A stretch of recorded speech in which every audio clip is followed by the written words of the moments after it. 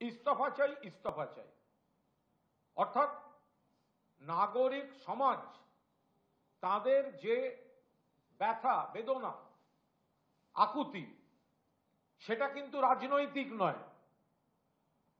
কিন্তু যারা এই প্রচারটাকে ঘোরাচ্ছে, সোশ্যাল মিডিয়ার এবং একাংশের মিডিয়ার বিকৃত উপস্থাপনায় মানুষের আবেগকে যে বিপথে চালিত করছে, বিপথে, তাতে রাজনৈতিক স্লোগানের দিকে ঘুরিয়ে নিয়ে যাওয়া হচ্ছে।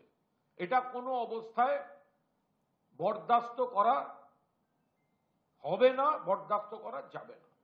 সোশ্যাল মিডিয়ায় আপনারা যারা প্রতিবাদ করছেন, আপনারা আপনাদের মতামত নিশ্চিতভাবে, এটা গণতান্ত্রিক রাজ্য, এটা বিজেপির ভারতবর্ষ, সেখানে অন্য রাজ্যে কি হয় আপনারা জানেন, কিন্তু এটা মমতা বন্দ্যোপাধ্যায়ের গণতান্ত্রিক পশ্চিমবঙ্গ।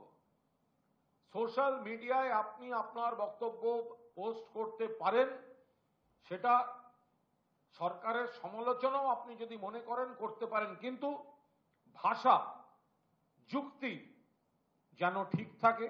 আর ভুল তথ্য, বিকৃত তথ্য,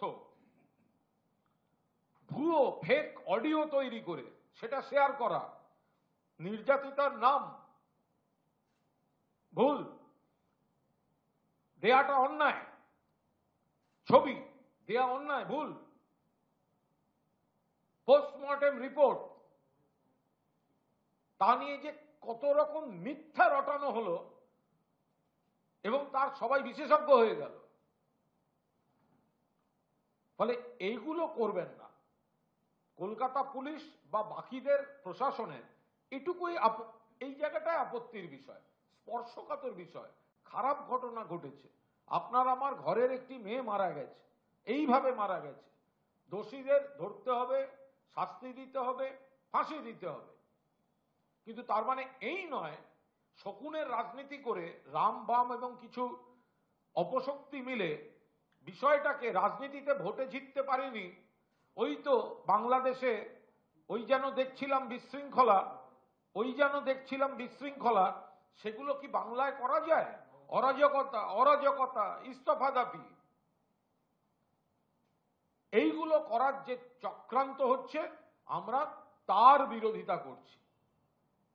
আমরা নিশ্চিতভাবে মনে করি আমাদের দাবি, মাননীয় মুখ্যমন্ত্রী মমতা বন্দ্যোপাধ্যায়ের দাবি, মাননীয় সর্বভারতীয় সাধারণ সম্পাদক অভিষেক বন্দ্যোপাধ্যায়ের দাবি, খুব স্পষ্ট ভাষায় দাবি, অবিলম্বে দোষীদের শাস্তি চাই। যদি একজন হয় কনক্লুড করুন, যদি আরো কেউ থাকে ধরুন। রোববার ডেডলাইন পার হয়েছে, কিন্তু 23 তারিখ কোর্ট প্রোডাকশনের দিন লিখিতভাবে এই কেসের সমাধান চাই।